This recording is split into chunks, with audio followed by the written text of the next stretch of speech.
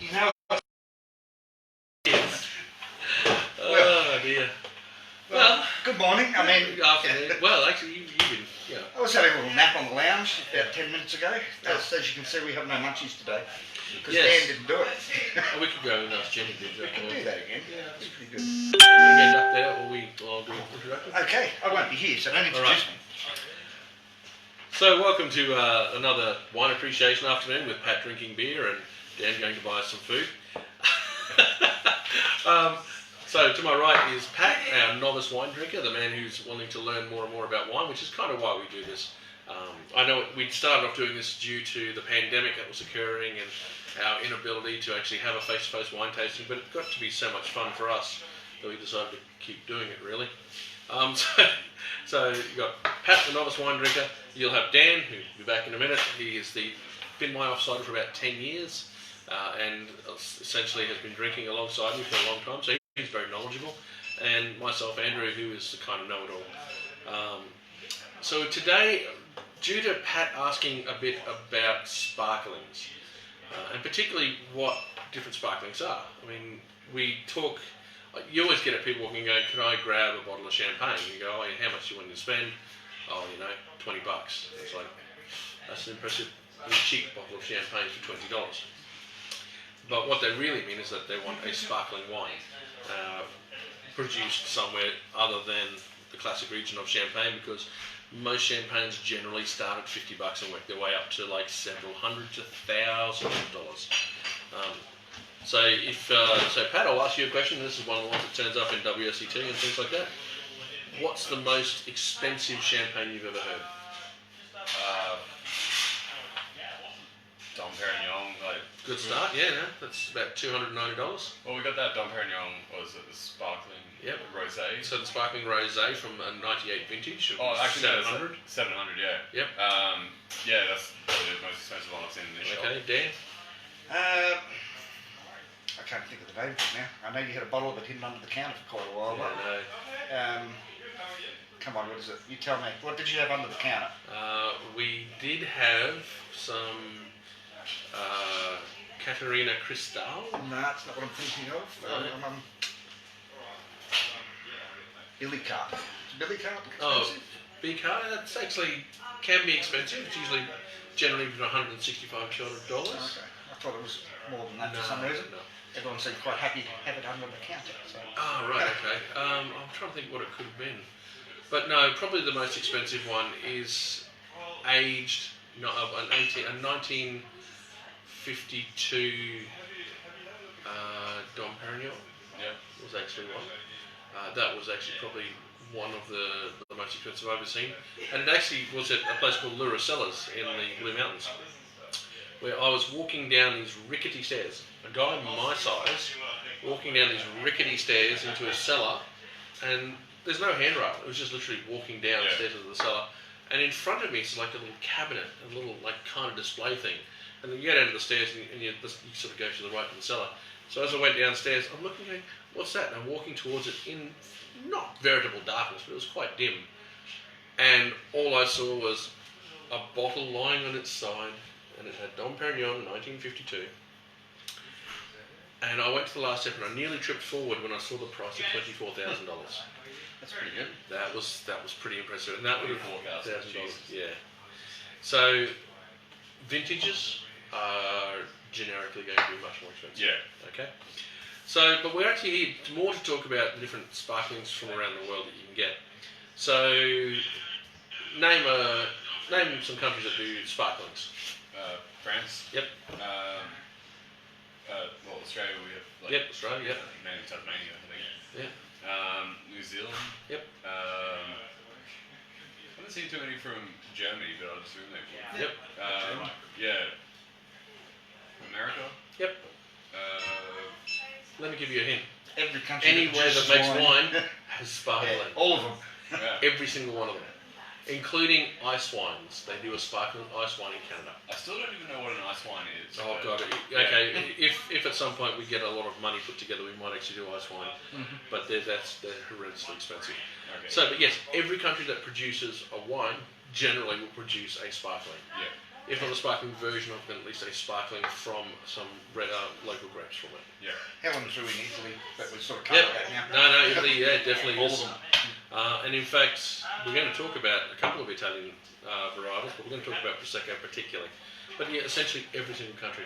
In fact, I have not found one that haven't produced it. It's actually really funny. So, Just what they call it's going to be different. yeah, it's going to be cool. So, you generally can use the word sparkling all around the world. And what that means is that the wine has undergone a carbonation process.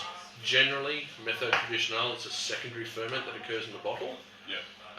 Or a Charmat method, which is a secondary ferment that occurs in a stainless steel vat. Yeah. Or soda stream. Yeah. And yes, we can laugh at that. We've been there. We've done that. We have done that one, and yes, there are such a thing. So let's have a quick talk. What defines sparkling then? At a guess. It's carbonation. Yep, that's it. Literally, it's a Yeah. carbonation defines sparkling. What defines quality Good sparkling? word too. Yeah, it's I good. would have said bubbles. Bubbles. Yeah. Bubbles are good. It's true. Yeah, it's Just true. make it feel good. Fizzy stuff. Yeah. So yeah, that is literally a definition of sparkling. It's a wine that is made and is carbonated. That's sparkling. There are certain legal terms that you can use to talk about different styles of carbonation. But if you see the words methode traditionnelle, that means it's done in the traditional method. There are actually 4 different ways of carbonation. I've mentioned 3 of them: methode traditionnelle, Charmat, soda stream. There's a 4th one. You probably wouldn't have heard of it, but you might have. Ancestral. No, don't think so. No, I didn't think so. So Ancestral is one of the. It's sort of a style that's coming back from really niche markets. So Ancestral is the original sparkling. So what that means is, how do you think sparkling occurred? Like really, honestly. By accident. Yes, in by- the first place. by- They must have stored it wrong, and it must have maybe had some yeast left in it. Yep. And caused it to bubble and Yep. probably exploded before they realised what Is was it, going on. is it natural yeast? Yep. Naturally occurring yeast.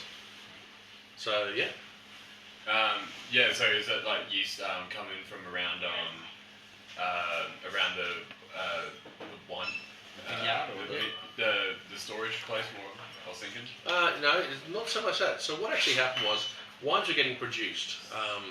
Still wines were getting produced. Yeah. Particularly whites. They were sent, therefore, in bottle or barrel. Generally, bottle if it's coming out of certain regions, barrel if it's coming out of others, and it would land in the UK. The UK is quite a long distance away from where wine is produced, classically. And when it would get there, they would actually probably more bottle than cask, because cask is breathing.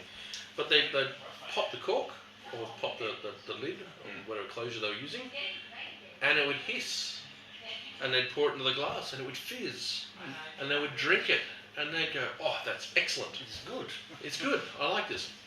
And so when, of course, the merchants who ship it in, so the way that the wine system works is you've got growers who then sell to winemakers or houses. They make the wine, they sell that on to negotiants. Negotiants then broker a deal between the houses and the final end market, which is the UK, where their negotiants, their merchants bring it in. So that's what the negotiant does. He deals between the house and the retail store, essentially. He brings it in, and so they'd be getting there, and they'd open this wine, and they'd, "Oh, how good is that? Oh, that's excellent." Eventually, they started requesting the fizzy, what was it? I can't remember the exact quote, but it's essentially the fizzy wine from France. Yeah. And like the negotiator here's like, "What?" And he go to the house and go, they want the fizzy wine. That one they bought last time. And the one they bought last time. And the house be like, "What are you talking about?" So what actually happened was, when they made wine, as we talked about with racking, they rack the wine off. Okay, so obviously when it gets down and the yeasts have all fallen out of the wine or they've died and they get that yeasty sort of bottom to it, that little bit of the bottom, when they're beginning to rack it out, obviously they're trying to make as much money as possible, they bottle it with a little bit of yeast that's racked off in there. They'd close that, and it was generally with a cork still at the time. It would then get shipped, so it would travel, and it would shake all the way over, and it actually, particularly it would go from central southern areas of France to Bordeaux, and from Bordeaux they go up via the Bay of Biscay up to the UK, and that would be where they're getting their wine from. So when they get there, it's been agitated, it's been shipped over, the yeasts have come alive again because there's been a bit of residual sugar left in it, so the ferment stopped a little early, so there's some sugar left in there. It's then refizzed, reinvigorated itself, and when you actually do fermentation, you have sugar plus yeast brings CO2 and ethanol. Yeah. Well, obviously the CO2 can't leave because it's in the bottle, so they turn up there, and they're opening that, and that's what they were drinking. Was essentially the first sort of sparkling wine. So it's very lightly sparkling. It was just frizzante or just a light sparkle to it. Some cases though. Also be popping the corks. Well, yeah, but that was the thing though, that it wasn't unusual to lose bottles on ship voyage. But those bottles that were exploding, obviously when they got there, the ones that didn't explode, they drank. Sparkled. So that's a pretty big thing. So that's the ancestral technique. I can imagine it would probably be pretty would it be looked down upon originally by the original winemakers? No. Oh well, it's something that happened by accident. It's not like a. The original wine makers for it would have not known. Yeah. They didn't. But when they come back and start asking, it's like. Well, that's when they actually started to review into it and found out. Now, the major producers of wine were the church. Okay, because the church had all the land. We are the church. We own all the land. Yeah. Everything is ours. You villagers go work our grapes for us and bring us our grapes and we'll make wine. So the church was really big on that, and the monasteries particularly. And there's one, and I want to say it was a Benedictine monastery or a Cistercian monastery, one or the other. And this is where Dom Perignon turns up, and he's the one of the they call him the father of champagne. And the reason is not because he developed the style or he created the champagne process. It's because he's the one that managed to innovate to allow it to happen. So that sparkling wine we're talking about grew in popularity, and they really, really loved it. So they went, oh, we want to make that sparkling wine, and we need to make it consistently. How do we do this? Well, it didn't take them long to figure out that if you leave some sugar in there and some yeast in there, it'll re-ferment and it becomes bubble. Okay, so let's make the wine. And then, if it doesn't naturally do that, we'll add some sugar, we'll add some yeast, seal it, and bubble. But of course, it would explode. As you said, always. You could boom, bang, bang. You know, it wouldn't be unusual to be going down to the cellar and a bottle shoot past your head. So, what they discovered, what Dom Benedictine did, is he basically created the cage closure, which, we'll have a look at this. So, we're going to look at the carver first. We'll talk about carver in a second. But we'll have a look at the closure on the carver. Closure or cap is what we're thinking. See that cage? That there? Yeah. That was developed by Dom Perignon, the Benedictine one. Okay, see. The cork was always a cork. Yep. And No fun when it doesn't get to seal. no, it's no fun when it doesn't take my eyebrows out. Yeah, thanks, Dan. Last time this happened, it shot up and nearly killed me. Thank you. It sounds like a little bit of mortal danger when you. Yes, that's very important. So he developed the closure. The other thing that happened, this is a very major thing, is the champagne bottles started being made from a thing called glass en glace, which is glass made by the English, which is the only glass at the time that was able to withstand the pressure. Was it? Glass fired in France and Germany and other places were lots of impurities, lots of so they explode all the time. So when the English industrial age came through and they started making glass, and they made a lot of glass, good thick glass that had very few impurities or cracks to it, that was what they started using for wine bottles, because the pressure inside that would pop the bottle. So yeah, so that's method of traditional history, and that's the ancestral method that we were talking about before. Yeah. So obviously they refined that ancestral method and became the method traditional, which is what we talked about. Which is the revival. It's the style that you find secondary fermentation in the bottle. Yeah. So you make the still wine, you add sugar, like the sugar and yeast, reseal it under a crown seal, let it re-ferment so the carbonation's in there, then they let the yeast die off, and as the yeast breaks down, it what's called autolyzes, or breaks into essential amino acids, which go into the wine, which then make the wine breadier. Then they'll disgorge that by freezing it. They riddle it, so turning the bottle so that all the yeast go to the neck. They freeze it and disgorge it by popping the cap, which the pressure pushes out the yeast plug that's in there. So they lose about that much on it. Then they re-top it up, or they dosage. And the dosage is actually a little bit of sugar syrup and a little bit of wine mixed together to give it the sweetness. And that's when we talk about dosage levels or sweetness levels in wine. Oh, okay. So that's method traditional. Cava. Well, it's Spanish sparkling. So it is a DO product, so that's the denomination, the origin product from Spain. It may be white or rosé, not red. Okay.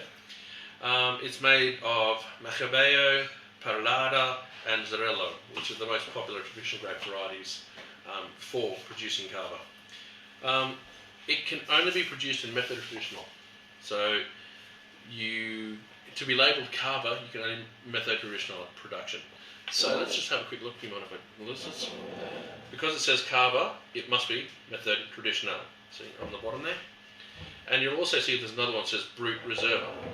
So Brut is actually the dryness level, or the amount of sugar in the wine. So remember that dosage part I was talking about?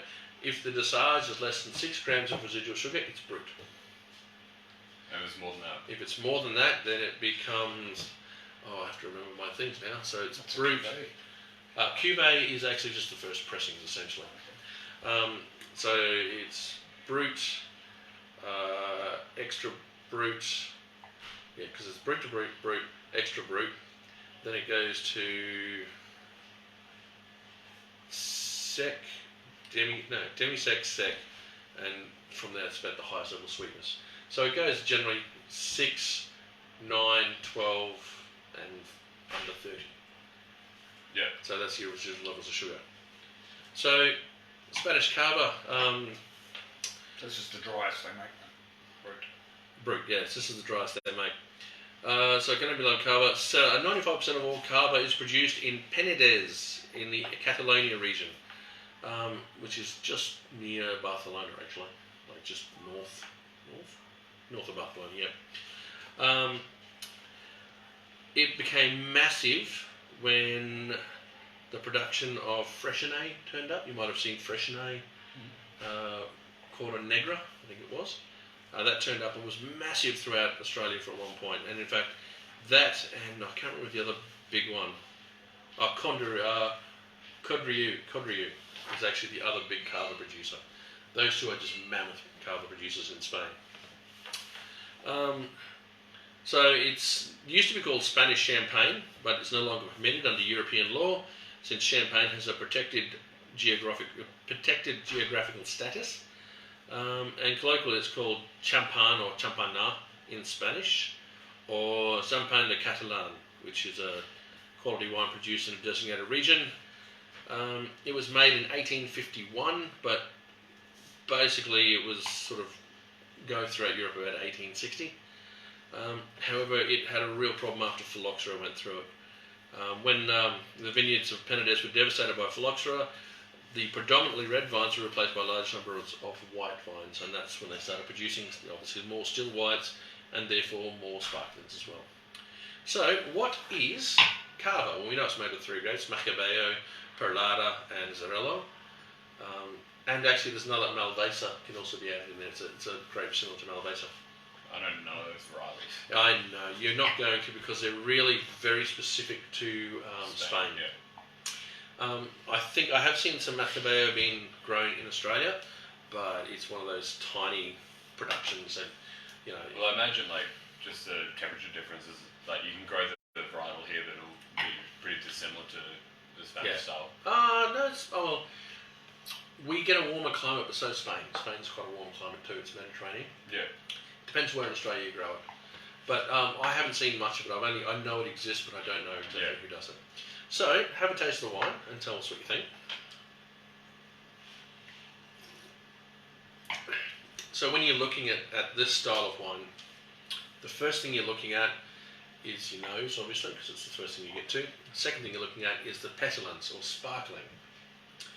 Now, trying to judge petulance or sparkling can be quite difficult, but if it's really bubbly over the tongue, like you're drinking lemonade, then here they come. Thanks, Jen. Thank you, Jen. You got enough. We might have some little bits of sparkling left over for you too. Yummy. Thanks, love. Yum. I'm liking this afternoon thing. So yeah, so as I said, I can't remember what I was saying. So that has got all hungry. That's what happened last week when you saw that. The bubbles. You're talking about Yeah. judging them. So judging the bubbles, Yeah. if it is, and you can only you can look at the glass, but the glass really means very little, because you can have a really dirty glass and get lots of bubbles coming off it. But first of all, you judge it by looking at the small bead on there, and the bubble or the bead is the first thing you glance at. If it's big, heavy bubbles, it could be a really dirty glass, or there might be an issue with the wine. Would that be more sugar or more yeast or something? Or No, it usually means that it's not as well made, essentially. okay, And in fact, if you get big lemonade bubbles, yeah, you More can, likely soda stream. it's more likely soda stream than it is actually method traditional. When you actually put it over your tongue, the place you do it is put it over your tongue. it didn't seem as big a bubbles like on the tongue. No, there's not a big bubble. It's got a fine bead. Literally, the term is fine bead, but it doesn't have what's the next level up in quality is a mousse, which is when you drink it, and it is like having like a really light mousse over your tongue. You've had a mousse? Yeah, the Not the animal. chocolate mousse? Yeah. Good I don't think I have actually. What, you've never had a chocolate mousse or a whipped cream? like or I've had whipped cream. okay, like a whipped cream, like a Oh, custard. okay. It's very, very light, Yeah. but it's like little bubbles all over your tongue. So is that like about as fine as you can get? Yep, it? that's called the mousse. It's MOUSSE. Mousse. So yeah, this is method traditional, and the way that I would probably be able to tell it's method traditional is the bead is a lot finer. It's fine. It travels very quickly too. Yeah. It's really Some are just very slow Starchy. to get to the top. Yeah. It's a really light colour, really light. Well, what brings colour to wine? The barrel. Barrel skins. skins. Yeah. Skins. Yeah. You want this to be made light, dry, high acidity, because you're adding sugar at the end. Yeah. So does that preserve it more so it's better for aging and High acidity preserves. Yes. And it's the high acidity that will preserve the wine. yeah. But yes, so that's literally it. They're looking for light, bright, dry. Yeah. Okay. Cava is coming out of a very warm climate in comparison, particularly to Champagne, which we look at the end. If you look at Champagne, it's as far north as you can get for quality grape growth.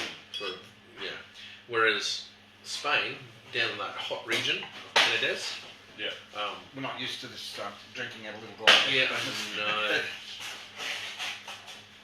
Here we go. Out of Penedès, it's quite warm. So, and like Australian wine, you're going to have more fruit to it. So this is where it gets a little hard, because we are talking about really subtle notes now. We're not looking at overt reds like we did the other night, or barbecue wines, which are big flavours to them. These are light and dry, with hints and notes of things. So, quick taste, and what do you think? What are you getting? No, this is very hard. I don't get a lot. Obviously, I don't get a lot of fruit because it's so light. Yep. But, Yeah, it's it's almost like- like a little bit of honey there. It's Mhm. that's the sweetness of it, but it's not sweet on the palate. Mhm. It's dry. It's really dry. Mhm.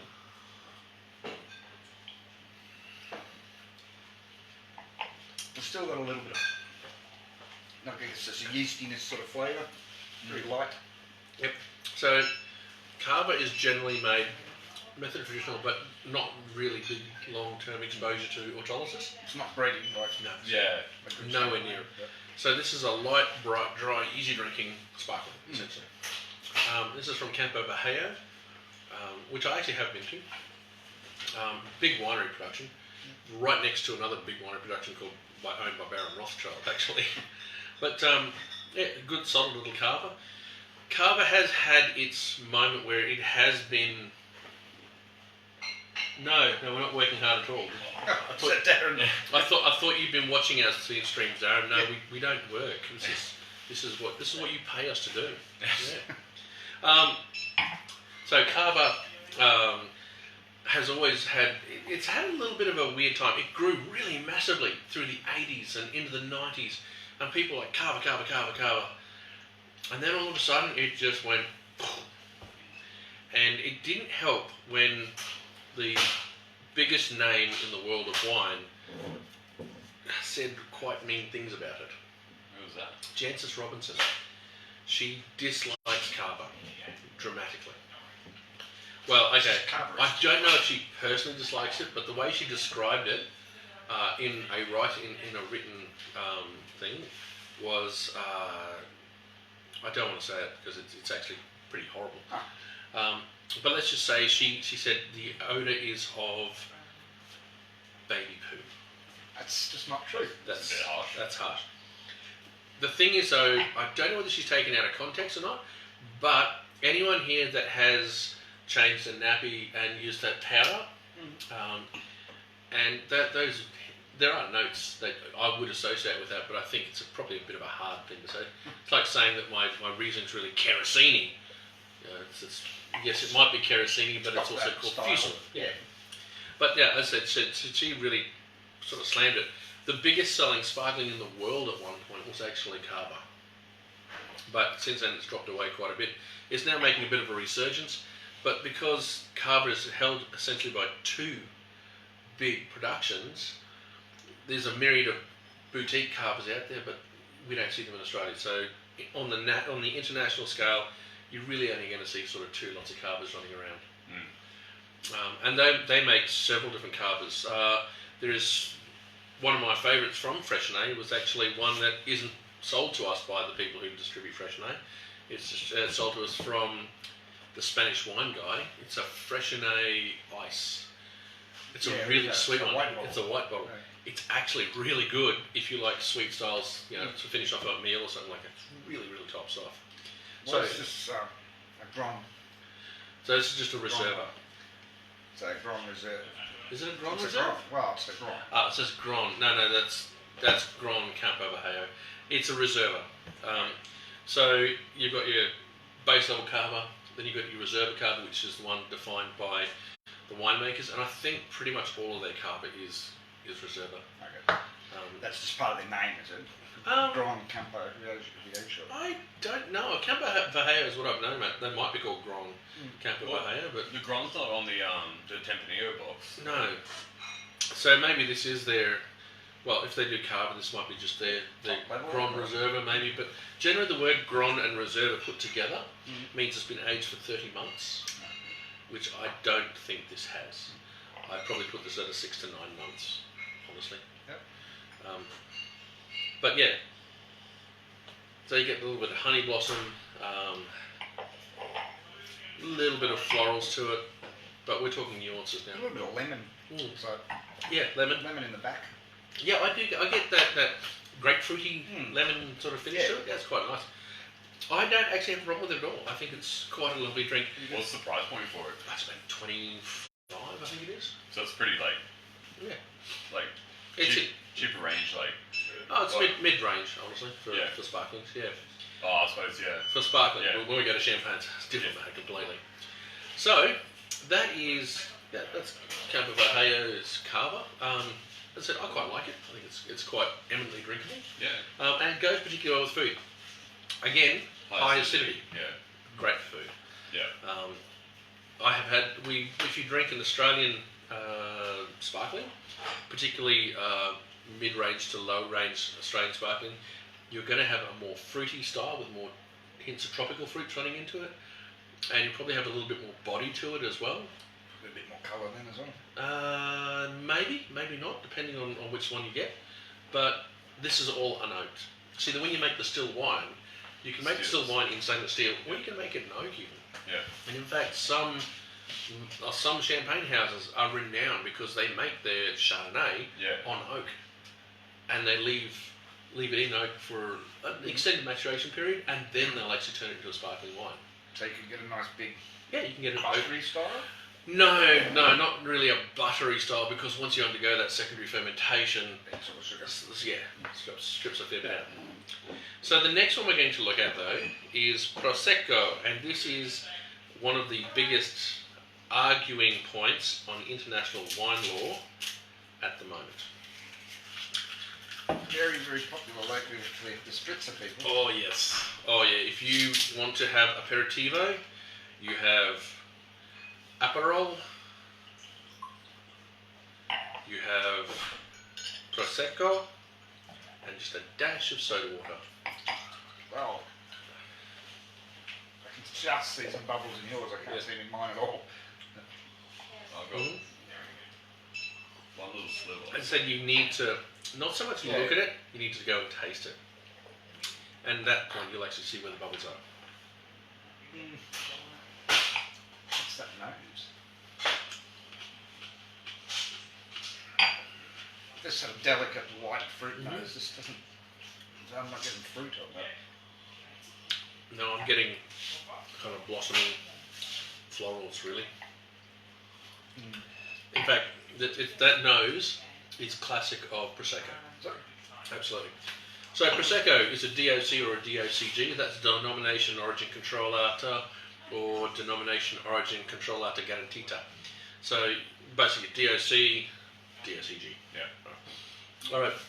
Produced in large areas spanning several provinces around Friuli and Veneto. And in fact, they've even extended it. They've extended the regions now so it can incorporate a lot more of that area because they grow a lot more of the grape. It's actually named after, and this is the argument, it's named after the village of Prosecco.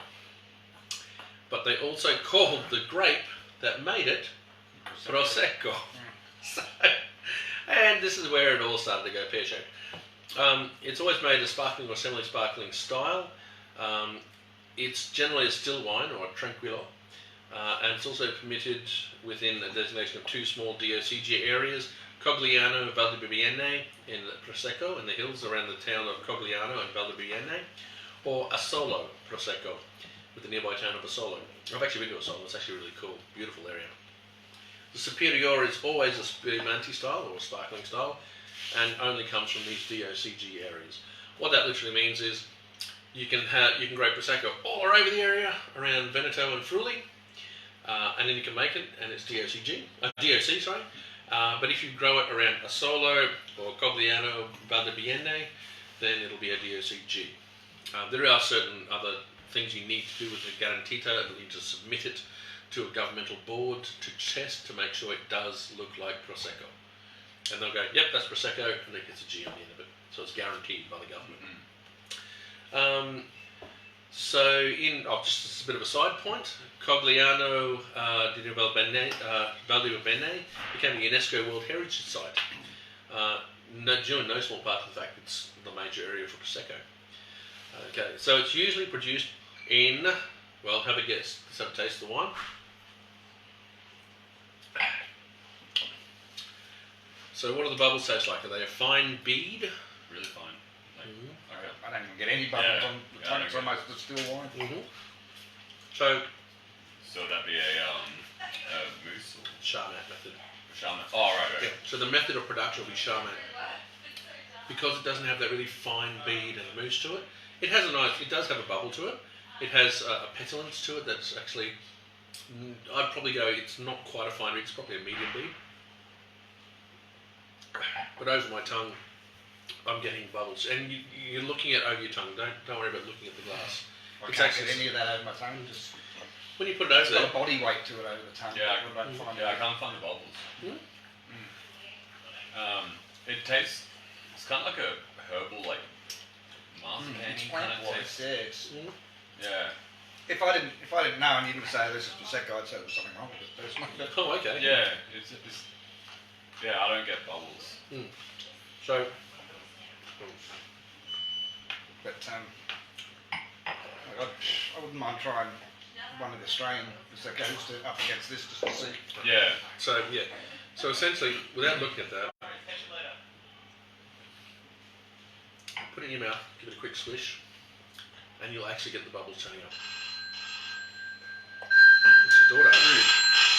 Declined. Oh, you declined your daughter. I think I did. Yeah, even with the swish, I can't. Maybe a little bit in like my gums or. But, yeah. So it's more of a Fresante style. But it's kind of a giveaway for the Charmat or the Marinotti method. Is you don't get that really fine bead running all over your palate. So they make it's less expensive to produce because it's made in a stainless steel tank, which is why some of it can be quite inexpensive. It's usually held for about 9 months in the Charmat method, and you can actually have method traditional for secondary fermentation, and that's called Metodo Classico. This is not Metodo Classico. So essentially, when it comes to Prosecco, the big argument occurred when, as I said, it's based around the town of Prosecco, but also the grape was called Prosecco. And then Australia, particularly Brown Brothers, started producing a Prosecco because we name our wines after our varietals. Yeah. Shiraz, Merlot, etc. We name it Prosecco because it's made on the Prosecco grape. The Italians decided to rename the Prosecco grape Galera, Glera, and are now claiming that you can't make a Prosecco because Prosecco should be a protected designation of the area around Veneto and Friuli, making a sparkling wine. But Australia's gone, no, we're making it out of the Prosecco grape. So therefore, and they're saying, no, but it's I now. declined her, but she's watching now. Hello, Danielle. Oh. So you can make it around the Prosecco grape. And that's where the argument is. And the thing is, the argument is actually affecting trade relations. Because it's a sticking point when it comes to legislative law for the EU. It's a lot of that. There's a lot of it going on as well. Feta's another one I think we were talking Feta, about. yeah, Danish feta, Greek feta, Australian feta. Well, feta now can only, the capital F-E-T-T-A can only come from Greece. The small F-E-T-T-A can come from whatever country is predisposed to it. As a name. As a name, yeah. Again, that's another one. I think Greece kind of was on the back foot on that because they had no money to argue. Yeah. So, do you see the difference in flavour profile between those two? Huge difference. Yeah, Massive difference. Yeah. Where is that law suit at? Like, is it Still going. Still going. how long has it been going for? I swear it's been for like 10 years. Jesus. Yeah, it's 10 years at least. Because you see, they changed the name Glera, I want to say back in the mid-90s, early 90s, to Glera. Didn't mean to think. It's like the French turning around going, it would be like the French turning around and making a Shiraz. We can say Shiraz is a Australian designation for the grape Syrah. But it's not a designation. Like, it's not a named protected. after a place. Yeah, it's not a protected designation, but we could argue it was. Certainly could. Yeah. That's how protected designations come into being. You argue efficiently about it, and you get it. So Champagne won because they are one of the most litigious people in the world. Really. Would this possibly have been on wood before it was Yes. bubble? That's probably what tasting. I've just got a lot of verbal, like medicine. Yeah, I think it's medicine, but I did get some sort of plant. So one of the first things you should Just notice probably about wood. it is in comparison to the Campo Viejo, which is sweeter. I thought this was sweeter. It is. Prosecco is generally all what's known as extra dry. And that extra dry is because it's got between 9 and 12 grams of residual sugar in it. And that's all Prosecco. All Prosecco made, except for stuff made in Australia. Okay? And so this is brute. That's brute, so that's less than 6 grams residual sugar. This is called extra dry. Extra dry, yeah, which is between 9 and 12 grams residual sugar. So, yeah, that's that one there. So, okay, so which one do you prefer out of those two? This The one. Cava? Yeah, I'm definitely I going think for it's the Cava. oak in that's throwing it off a bit. You reckon? For me anyway, I wasn't expecting. Well, honestly, there's probably not any real oak into it because when they make that, actually, let me just check something. Is it stains or? No, they don't. They generally don't do anything. This is from Treviso. So this is a DOC, not a DOCG. I'd be very surprised if they did add any oak to it. Generally, it's like picked, pressed, made in a stainless steel tank, and then secondary fermented in that stainless steel tank with the Charmat method. It would surprise me, but it's not unusual for winemakers to add a portion of oak product into it to try and give it more texture and body. But I doubt it would be. What's the alcohol percentage behind those two? I think that one's about 13. You want to check the back of that for us, Dan? I didn't bring my goggles. Oh, you didn't bring your goggles? Okay. But it's actually written in. Oh, it's big 11 and a words, half. 11 and a half. Yeah. And this one is 700 mils. No, that's not 200 mils. I'm sorry, I'm going to have to hand this one to Pat because it's black as black can be and I can't see it. Black on black. Black on black is 11%. 11%. Yeah. So it's not- Generally, you're going to have a lighter alcohol running into these wines. Henkel Henkel Trocken. This is a German sect. So there's a bit more sugar. Okay, so, no, not sec as in the sugar Oh. level, sect as in German word for sparkling. Ah. Rightio. So, sect is a German term for sparkling, and the majority of sect produced, and that's like 95% of it's made on the Charmat method. And this one has bubbles. Yeah. This one has bubbles. And they're quite big too. They're speedy. Yep. So, and when you put it over your tongue, Ooh. yeah, that is definitely Charmat method, and that's probably the best way to determine Charmat method. I have been told, however, that it's not necessarily the quality is defined by the bubbles, but I've just naturally found myself going, oh, larger bubbles, Charmat method. Yeah. Massive bubbles, soda stream. Yeah. Okay. So. It's almost a little bit sweet after the Mhm. after the last one. So, there are 13 wine regions in Germany, based around Moselle, the Rheingau and Pfalz. Okay, those three major areas have 13 wine regions in them. So they produce Pinot Noir, Spätburgunder, Weißburgunder, and Riesling. Okay, so basically the four major grapes in Germany you can get. Actually, you can almost get rid of those two and actually just have Pinot Noir Yeah. Riesling. and Riesling. So, making a sparkling wine, are you going to make a sparkling wine out of your noble grape Riesling, top quality Riesling? I wouldn't expect so. No. No. Would you make sparkling out of your Pinot Noir that is obviously hard to grow and is making the red of Germany? No, but you might blend some in if you want to get that Yeah. style. Okay. So what do you reckon this is made out of? This is Riesling grape, I guess. No, we just said Riesling is not going to be used, so Oh, the yeah, Riesling's that's your expensive. high noble Yeah. Riesling. No, they're your Riesling. So Riesling okay, this that's is it. this is the noble grape. So no, What was they make Chardonnay? no. I No. don't. No. No. Yeah. Okay, it is made out of. Wait for this. France, Yugoslavia, They Slovakia, just buy it in, do they? Oh really? Italy, and particularly Italy. They just buy in grapes. You're not going to generally make a top quality. You're not going to take your top quality Yeah. Riesling and then just sparkling it up, because A, it's another method that you really don't want to I afford. thought they would have a lot of different quality Rieslings, but No, generally there's only quality vineyards in Germany. okay. Do they do sparkling Riesling? I haven't seen too many. No, well they don't really do much at all. So it's a cheap sparkling wine, can be made with CO2 injection, i.e. Soda stream. soda stream. But they can't. Sorry, let's take a step back. Sect can be made in method traditional, but generally 95% of it's made in Charmat method.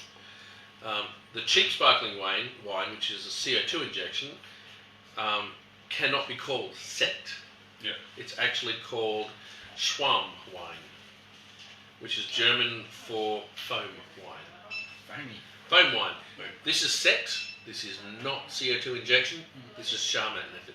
And the reason you can tell it's Charmat method is because it's going to be not made of noble grapes. If it was made of the noble grapes from the 13 quality wine regions in Germany, it would be a Q MBA, or let me get it, Qualitätswein Bestimmer Angbaugebiete, which means basically vineyard, single vineyards. So that's generally you're going to find that this wine is bought in from particularly Italy, maybe a little bit from France, not really that much because they do most of the stuff's quality wine. Yugoslavia, Slovakia, Montenegro, all those areas that grow wine, but don't make a top quality wine. They're generally bulk wine production. Germany will buy it, make it into a sparkling using the Chardonnay method, and bottle it. Now you can get a level of different level of sweetness in all these. You can have a brut, or an extra dry, or a demi-sec, or a sec, whatever you want. So this gives it away in the name, Trocken. So I'm going to guess you don't know anything about German words for sweetness levels. No. So I didn't know they had words for sweetness. oh yeah, yes, or fluffy. So yes, so they actually have. So if you're looking at Riesling, you have your Cabernet style, which is the driest of the Riesling styles. Yep. Then you've got your Spätlese, your Auslese, your Beeren Auslese, and then your Trocken Beeren Auslese. And Trocken is generally like between 12 and 18 grams of residual sugar. That's why it's fairly sweet. Yeah. Yeah. It's also why you're getting a fairly prevalent nose to it as well. It's It is very sweet. easy to drink. It is very easy to drink, but it's sweet. It's almost like a lolly sort of flavour to it, a candied lolly flavour, which I find can be pleasant, but if Looks good with tomato. it works great with acid of the tomato and then the sweet, yeah. So Germany does produce it. It does exist. It's produced by quite a few German houses. They will make a sparkling because sparkling is still a celebratory kind of drink. But if you're buying German, if you can buy a German sparkling, it will actually have a little thing on it saying QMBA. It's one they actually made with their own grapes. Yep. And that would be hideously expensive. Sparkling Pinot Noir from there would be low. Well, they may even use Pinot Noir, or they might use Riesling, or might use Spätburgunder, but probably going to be either Riesling or Pinot Noir. But they wouldn't leave it on the skins, they'd still try and keep it as light as possible. Or would it end up being a blush? No, they keep it on the skins for a little while to get a rosé look to it, maybe, but I wouldn't. I actually haven't drunk enough of it. Nothing you've seen? Nothing I've seen. But then again, I haven't toured Germany extensively yet, so there might be a myriad of rosé sort of sparklings out there, but I haven't seen them. And I must admit, none have ever been given to me to try. Yeah. So yeah, that's German. Germany in a nutshell, essentially, is they just don't have the grapes to produce sparkling, so therefore they buy in grapes, and that's actually a really important part of the European trade market. Is that because they spent a lot of their money in the earlier days on wars and walls and things? No, They're sadly actually not. one of the more well-off countries, so I suppose they can just afford to buy in grapes. Yeah, but they haven't got a huge amount of land, Yeah. and that's the problem. Yeah, I suppose, yeah. And then there's, I didn't even know Yugoslavia made grapes. Yep, absolutely. One of my friends is actually a Yugoslavian winemaker. Oh, there you go. He gave me some of his stuff, and I went, "That is so interesting. I don't know I could sell it, but it's so interesting." Yeah. It was really intriguing. There's a great varietal that I hadn't even looked at. Hungarian. I've got a Hungarian mate who's a winemaker as well, and I tried some of his, and he actually put some international varietals out. So they actually got some Cabernet, and we're growing some Cabernet up in there, and wow, it was perfumed and aromatic and really lovely, but it was so tannic. Okay. It was like, oh, I was like, you go, oh, it's beautiful, and then, oh, wow.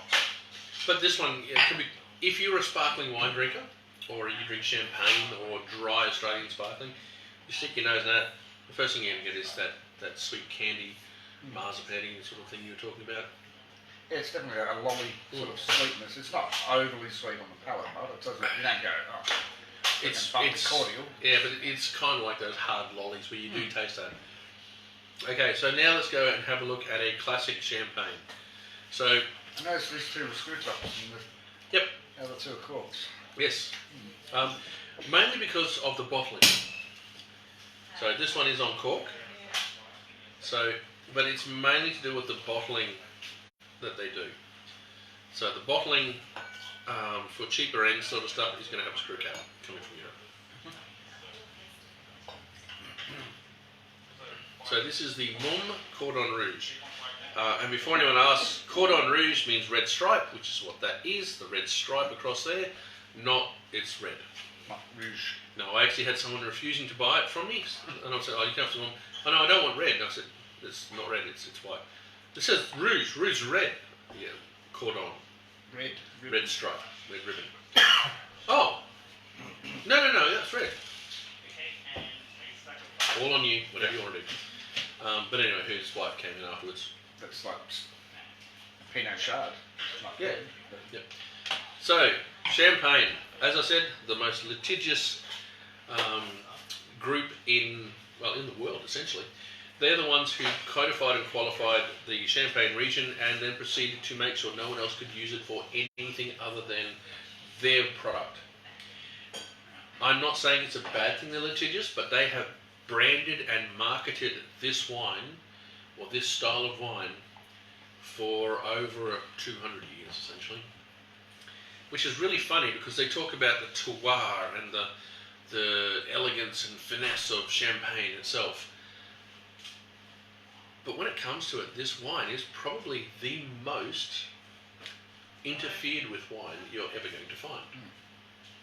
So they've honed it and changed it. They've changed it, they've blended it, they've back blended it, they've added sugar, they've pulled sugar out of it, the whole bit. To make it exactly To make it exactly the same as last bottle. Yeah.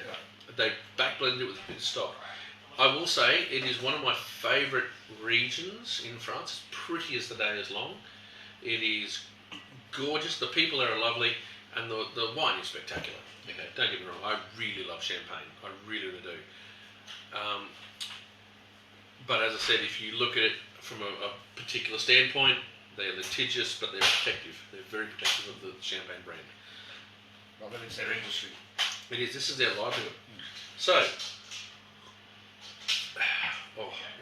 Right, so the vineyards in Champagne region of France, the three grapes that make the wine, the classic three grapes I should say, because there's actually 7 you can use, but the classic big 3 are Chardonnay. Yep, Pinot Noir. and Pinot Meunier. Those 3 are the big ones. In Australia you'll notice that it says Pinot Noir Chardonnay or Chardonnay Pinot Noir. A lot of people don't grow Meunier in Australia, so you don't add it in. But in this, it's really, really important, okay, because each of it brings other styles in there. It actually needs Different characters. So yeah, Pinot Noir can give. So Chardonnay generally gives the acidity, and it gives its hard acid to it, particularly. But it also brings a good depth of character as well, because sometimes you can oak your Chardonnays. You'll actually sit it on oak before making it. Particularly with Louis Roederer, he's renowned for that. Pinot Noir brings depth and power, and Pinot Meunier brings roundness. That's how they describe it to me, and I kind of agree with it. Like, I've had some Meunier, and it's a very, very classic sort of style of grape. You won't see it grown much. Is it a red grape or what? It's a red grape, yeah. So therefore, if you're getting a Blanc de Blanc, I'll ask Pat quickly, Blanc de Blanc. White from white. Alright. So therefore, that would be Yeah. So the Chardonnay. Chardonnay. It's 100% Chardonnay. Yeah. Blanc de Noir, so white from red. black. Oh, white from red. Oh, Black. black yeah. Yeah, white from black, and that would be Pinot Noir and Pinot Meunier. Yeah. That's the things for it around there. You can get rosés, which have been in the Dessarts. They've added a little bit of Pinot Noir, still Pinot Noir into it to give it a blush. But Champagne was associated with royalty through the 17th, 18th, and 19th centuries. Before that, though, royalty wouldn't touch this. Not in a blue fit. If you were a king, you were crowned in Reims, central Champagne, but you would drink Burgundy, because Burgundy was the classic wine of France. It was the wine that all the Louis the XII, Louis the XIV would all drink nothing but Burgundy. Pinot Noir, Chardonnay, Exactly, because and that's what Aligoté. they had. That was the best grapes you could get in the time. That was where, if you were drinking wine, the best grapes came from Burgundy, without a doubt. So obviously, Champagne, who crowned the kings, were like, "What about our wine?" Well, it's too cold. It's far, far too cold up there. So therefore, they can't make anything that's got fruit to it. Yeah. So you can see what I mean. If there's no fruit to wine, Yeah. you're now looking at something that's dry, rasping, high acid, quite unpalatable, essentially. How do you fix that? Well, you could add sugar into it by capitalising it, but sugar was very expensive. In the days before sugar cane, particularly, it was really expensive. Beet sugar was probably the only thing you could find. But remember, you're trying to feed people at the same time as making a luxury product, so not the best idea to suddenly start stealing their food sources to try and sweeten up a champagne or sweeten up a wine. When sparkling came in, a massive push, and I'm talking negotiants pushing this particular wine. Because remember I said in the UK, they were drinking this sparkling wine that they'd got beforehand. That wasn't from Champagne. Wasn't from there. No. Just, Sparkling wine originally was coming from Burgundy, Bordeaux, Loire. All those regions were producing wine, and when that ancestral method occurred, then they would drink, like they'd drink a Bordeaux that would sparkle because they hadn't done it properly. So they would ask that. So Champagne sort of came late to the game, but then took a look and went, this is the wine, sparkling wine, that's being drunk a lot overseas. Now remember, all these winemakers you said earlier are like, oh, that's a problem with my wine, that shouldn't be happening. Although the negotiators said, oh, we need to get that up. And yeah, some guys obviously did, but they would have been like, no, we still want to make wine, because most of the wine production stayed in France. So they would have still made a little bit to go overseas as a Cremant method. And in France, if it's not from Champagne, it's called Cremant de la wherever. So Cremant de Bordeaux, Cremant de Loire, Cremant de Burgundy, Cremant de Provence. So Cremant means sparkling. And so those areas are producing sparkling wines.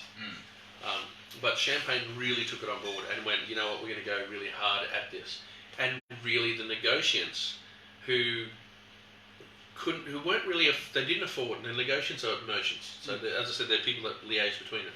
They would have been negotiating monies between Bordeaux producers in the UK. When they saw a chance to grab great production and actually making vertically integrated, so they're buying the grapes, they're getting it made, and they are shipping it to the UK.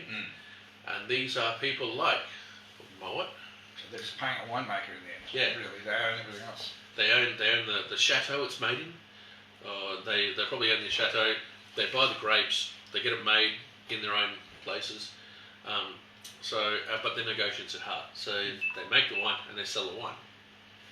So, and this is where all the big names came from: Moet, Veuve Clicquot, Latour.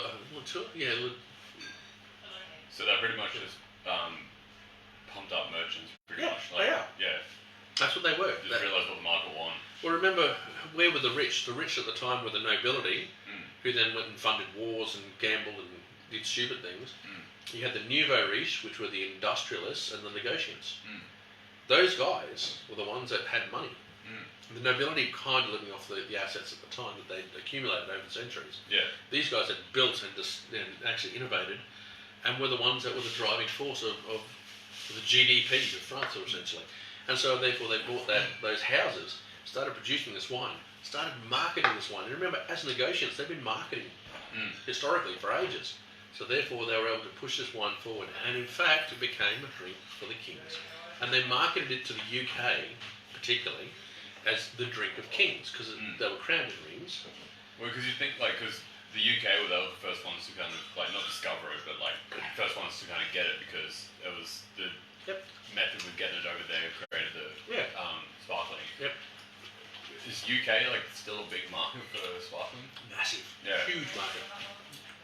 This is where, if you look at Europe as a whole, you've got now, there wasn't Germany at the time. Germany really didn't exist that much. It was Austro-Hungary. Yeah. You had Austro-Hungary, you had France, Spain, Portugal, the Baltic states, Italy, and then you had the UK, little island at the north. Right. So where can't you grow wine? UK. It's too far north. What did they want to drink? Well, they wanted alcohol, but they also wanted to drink well. Yeah. And wine was always your average farmer in France drank wine. Yeah. So the guys in England who were getting more wealthy, middle class was growing, wanted to drink what nobility drinks. Yeah. And so the nobility in France were marketed as they drink champagne, they drink Bordeaux, they drink Burgundy. Yeah. So they were all buying. Yeah. So the biggest market, because they don't produce it themselves, is England. Was this Everyone else produces wine. Was this during the 100 Years' War, or was this just before it? When was 100 Years' War exactly? It was like, I think it's no, I think it's from 1300s, something like that. No, a bit after that then. Okay. Yeah. So Paris really only sort of opened up in the 15th century, I think it was, wasn't it? 14th, 15th century? Yeah. Yeah. So I'm not that au fait on that history part of it, but it wasn't until the 15th, 16th, 17th century onwards is when the big thing. So Napoleon in the 1855 was when Bordeaux became into its own and became very famous. That was due to the World Expo that occurred there. So when you're looking at champagne and things like that, they've been marketing since the 17th century essentially. And 16th century that the UK began to have trade relations with people by invading them generally. But they were the biggest market. They had money. They were industrialised. They had money. They wanted to drink better. These merchants down there were selling wine. That video had frozen, so there's a few remarks. Okay. Well, Danielle said, "Can she have pizza?" But no, you cannot have my pizza. France wins. Oh, then Spain, Italy, and Germany last. Ooh. Carver here too. What's all about? That's you like Carver. Oh, okay. Yeah. No, for me, this is awesome. So, as I said, Britain has always been a major marketing area for all wine, for wine, textiles, the whole bit. If you were selling something, the biggest consumer in Europe is England or UK. So, the UK drives a lot of what happens production-wise. Now, what's actually happening in the world of wine currently? What's the biggest thing to happen in the last 10 years in the world of wine? Biggest thing? Yeah, biggest thing.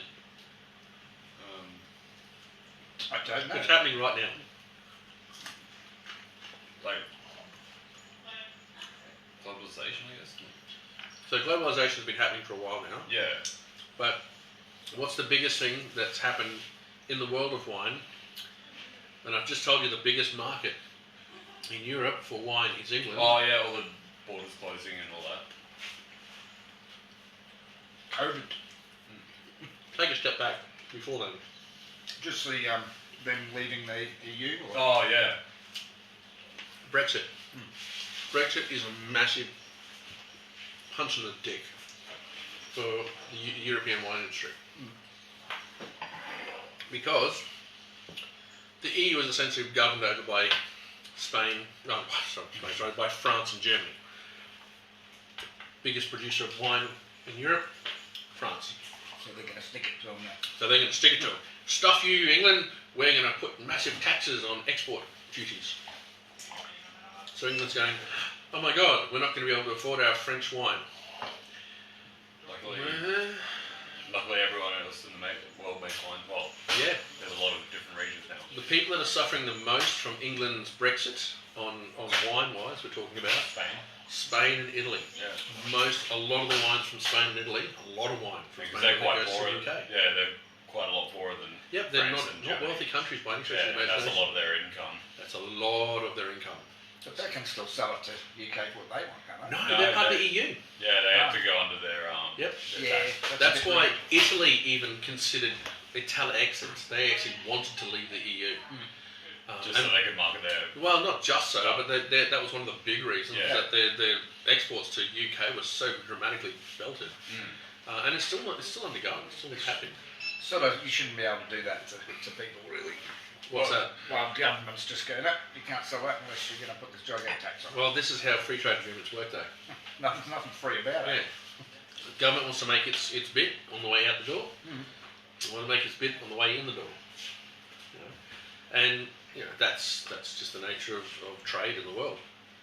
And it's just the way it is. Because you're saying that Australia could likely take the place of Italy and Spain particularly. Yeah. So at the moment, well actually up until COVID, Australia had put forward an enormously strong marketing plan to the UK for exports.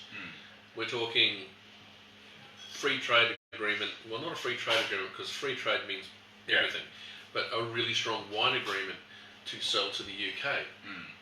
Our main competitor was Chile. Yeah. Who'd have thunk? So Chile was our main competitor. Argentina is another one, but Chile was far and away higher. I don't find them express at all. Our wine's way better. We do have a bit more diversity though than Chile, from what I've seen. We do have more diversity in wine regions and wine styles. But one of the biggest selling wines in the UK would be Sauv Blanc, which when Kate and Will got married was actually a Chilean Sauv Blanc they had at their wedding. Oh, I read such a bad joke this morning. I'll tell you later. Okay, you leave that one for me. They do a Pinot Noir. They do, which is another big one that they do in that. They do Syrah, they do Cabernet, they do Merlot, they do Carmenere. There's 6 varietals. Yeah. England doesn't really want many more than about 5 or 6 varietals. Yeah. So, this is a massive thing that's happening. But we have gone completely off topic from champagne. Sorry about that, Anyway, back to what I was saying. So champagne became the drink of kings due to the marketing and negotiations put to the whole thing. Now, I'm not going to talk about champagne regions and things like that, but I'll give you a couple of really cunning little tidbits that actually happen. So champagne has to be made from those grapes, including the other ones are Pinot Blanc, Pinot Gris, Arbane and Petit Messier. The other 4 grapes you can actually add into champagne, which is actually pretty cool. I wouldn't mind seeing the styles of those. But Pinot Gris would be cool. oh yeah, well they do exist. So yeah. So one of the things that I found really cool about one of the stories that I read, this is back in 1910. They had 1908 actually. They had in Champagne region, there's always been an argument between the houses, that's the negotiants and winemakers, and the growers. And in fact, the body that protects both of them was formed in 1945. It's called the CIBC. But back in 1910, you had literally the growers going, we grow the grapes, we want to sell them to you for this price. The houses going, that's too expensive, we need to make the wine. Because it's quite an expensive method to make. It costs a lot of money to make Time and money. Time and money and the whole bit. So they actually went, there's this argument between the two of them. So as negotiants, and the railway system had been developed in France at this point, they started buying grapes from Loire, shipping grapes from Loire to Champagne to make champagne. So the growers have made nothing. And the growers were really dirty. But what's the main grapes of Loire? Chardonnay rose? Nope, no Chardonnay. Pinot Noir. A little bit of Pinot Noir, mainly Cab Franc, but that's reds, so no. Pinot Gris? No. Chenin Blanc, Sauv Blanc. So in 1908, those wine houses were buying in trainloads of grapes to replace the grapes that they were refusing to buy from the growers. This caused riots. It was kind of like let's say Michigan all over again. Yeah. There was riots in the streets, and they put in champagne for champagne. That's all it was. But you couldn't go up champagne. No, at that time it didn't matter. It was 1910. So yeah, it was massive thing that was going on.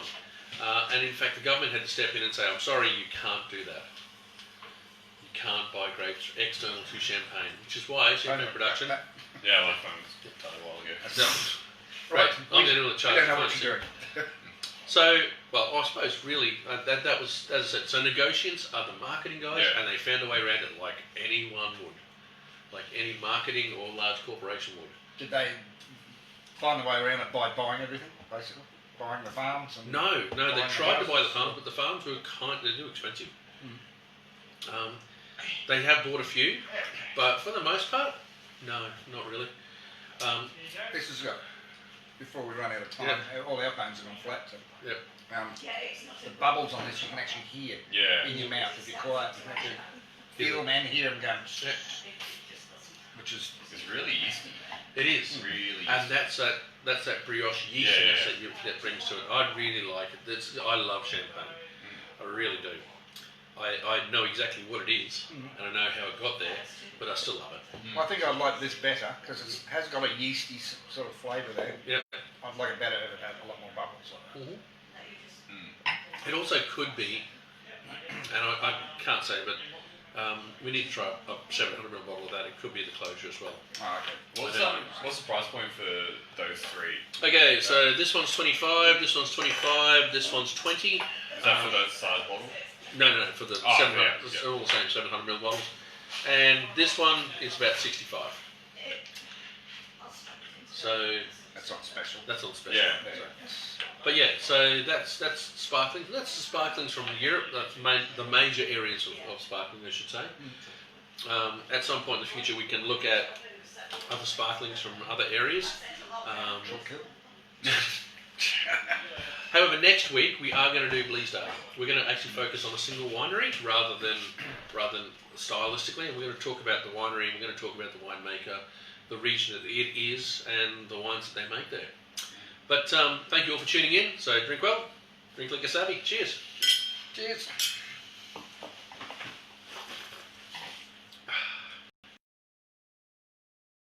Now, I also have some more champagne for us too.